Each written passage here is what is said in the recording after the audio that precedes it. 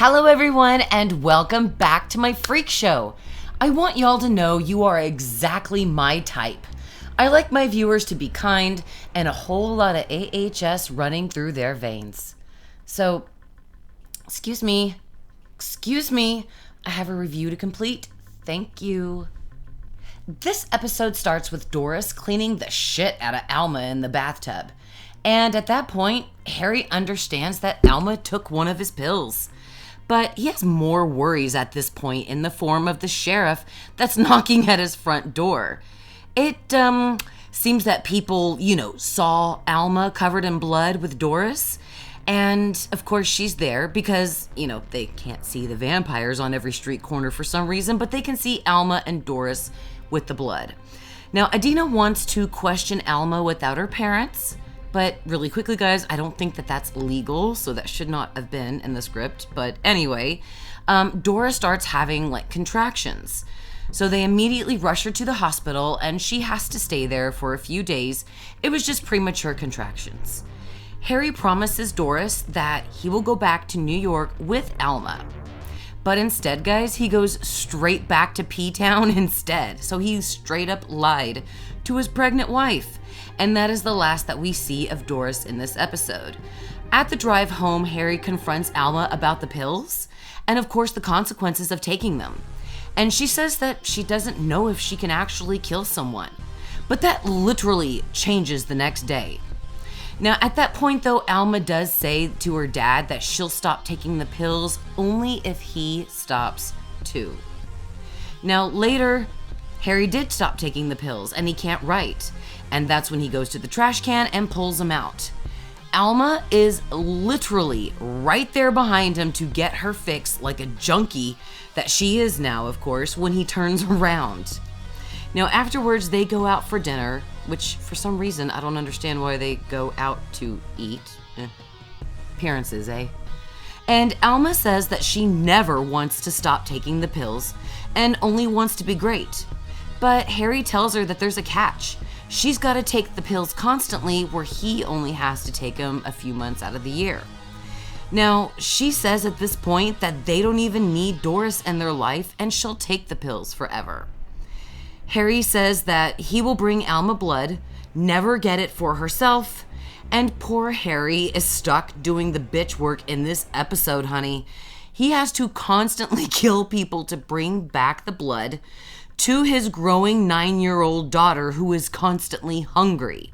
Now, at one point, Harry sadly, picks the wrong mark, and that's when shit literally gets dark, like Polk family from Roanoke dark. I mean, the tables turn on Harry before he tries to kill one of the addicts of Craigslist. That's when her boyfriend knocks Harry out with the oh my God, I don't even know if I can say this, with the plans to keep him as a love slave against his will for their snuff film. Guys, Ryan certainly does love his snuff films, doesn't he? But they done messed with the wrong man, honey. Harry uses his teeth to cut the ropes restraining his wrists. Then he cuts the girl's throat and then shoots her boyfriend.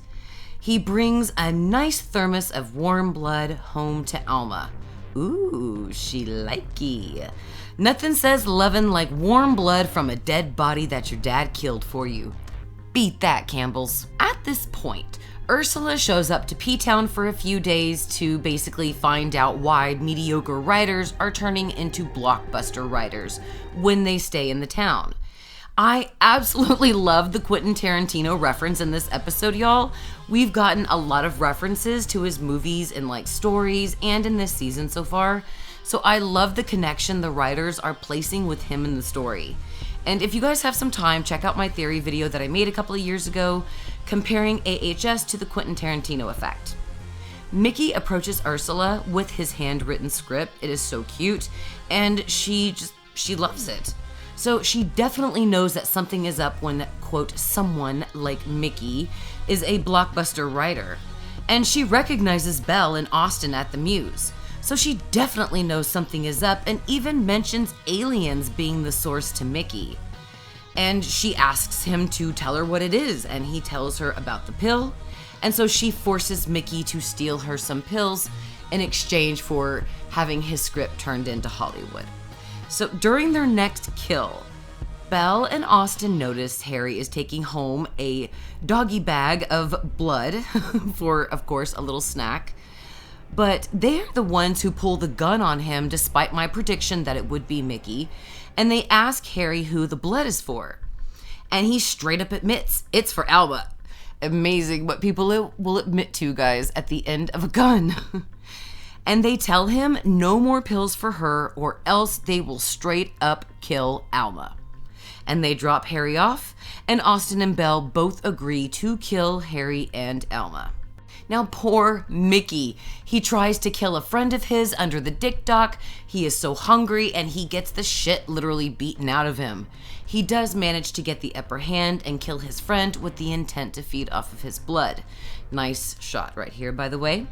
Now, when Mickey returns home, Belle is there waiting for him and demands that Mickey bring her 1 or 2 thermoses of blood when he feeds as part of his punishment for stealing her pills.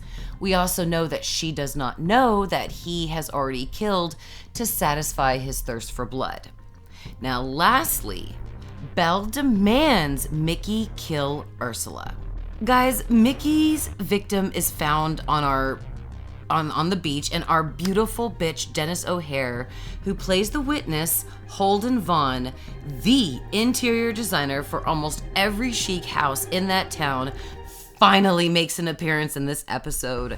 He says that he saw the murder. It seemed like a gay bashing incident, but I can't express how much I loved his character and the short dialogue that they wrote for him. Whoever wrote for Dennis, Ursula disarms Mickey pretty quickly though with the information that she got him the reboot of Speed Racer. But he won't be the writer if he murders her. So in exchange, he tells her about the chemist, Angelica Ross, and where to find her. Oh my God, guys, they go to see Angelica and she looked fucking outstanding in this episode. I loved her makeup and her wardrobe. Angelica simply was exquisite. I mean, in my opinion, she looked glowing, and I simply love her as an actress and a human being. And I am so glad that she is back to American Horror Story and that we finally get her in this episode. Ursula offers the chemist a buttload of money in exchange for the pills and residuals on the ones, of her clients that do end up famous. Angelica tells her no, but she does tell Belle and Austin about the offer that Ursula made. Now, the chemists don't like strangers, y'all, and she told them that she will not give them another pill until Harry, Ursula, Mickey, Doris, Alma, and the baby are dead. And I loved the look on Evan Peters' face. He is such a great actor as Austin when she tells him that she'll never give them another pill. And he's like, that ain't gonna happen. So I thought that was just brilliant. I loved that part. Now, Harry, for some reason, leaves a hungry Alma with Ursula to go get her more blood.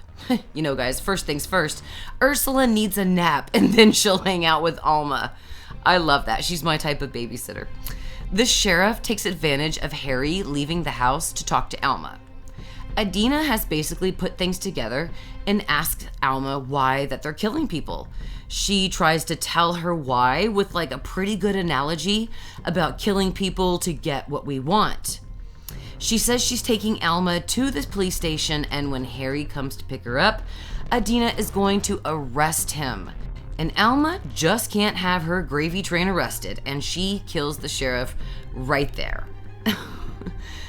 Wow. The episode ends with Harry coming home to see Ursula and Alma playing gin rummy, while Adina's body has basically become just a brand new decoration to their coffee table. And Ursula tells Harry that they have to talk. Wow. Guys, I have to say that episode 3 of AHS season 10, in my opinion, was pretty damn good.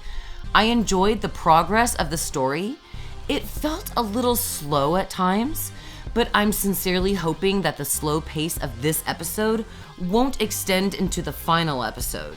We have Belle and Austin coming for Mickey, Harry, Doris, Alma, and the baby, and we have the situation with Ursula, Alma, and Harry. So, and Harry didn't even do what Austin and Belle commanded and is still giving Alma the pills. Why? He knows that they will murder his daughter, but he is still giving her the pills. Why? And Holden is an interior designer. Will his character meet with Doris since they are in the same profession?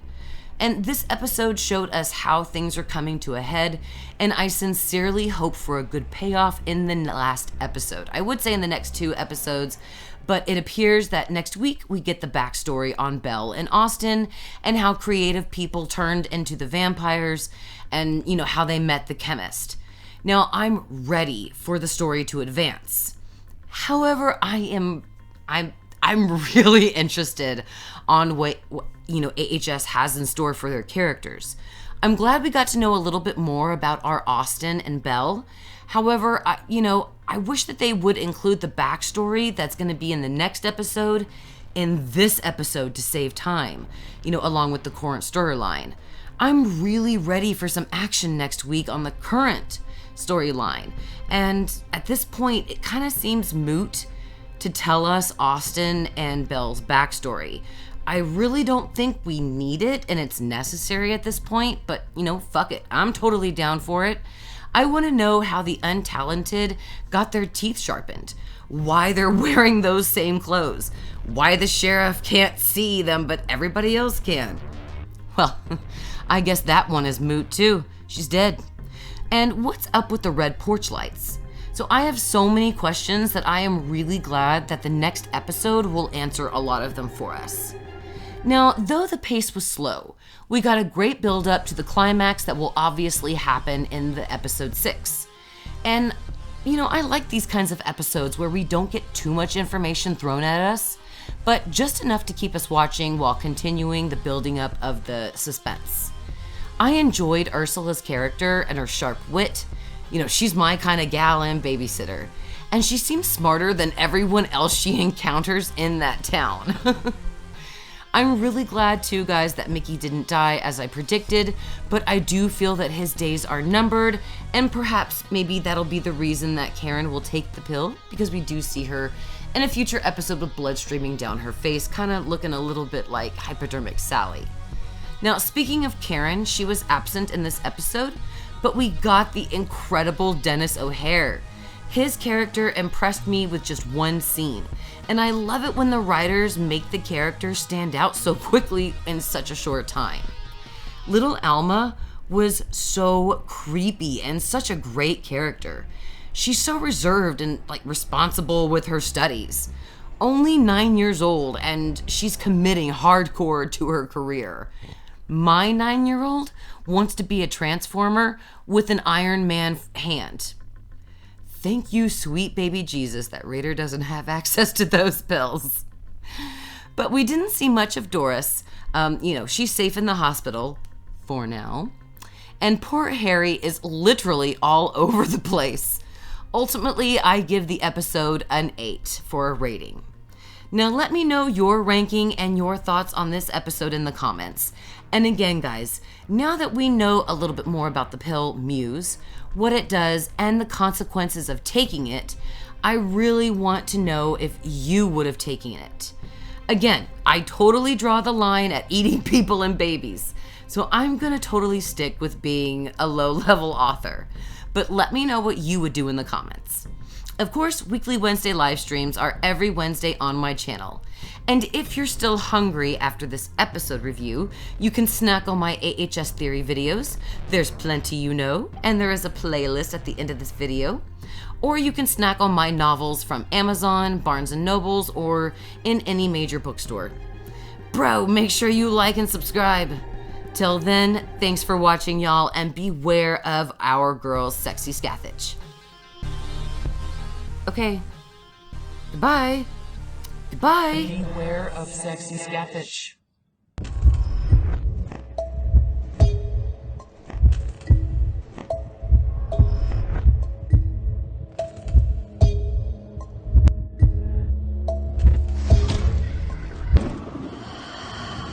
I wonder if my impersonations of Ursula even hit home in this video, because I don't think they even hit home with me. There's no way I could ever reproduce the great Leslie Grossman's attitude. She just literally is queen. I love her so much, but I suck.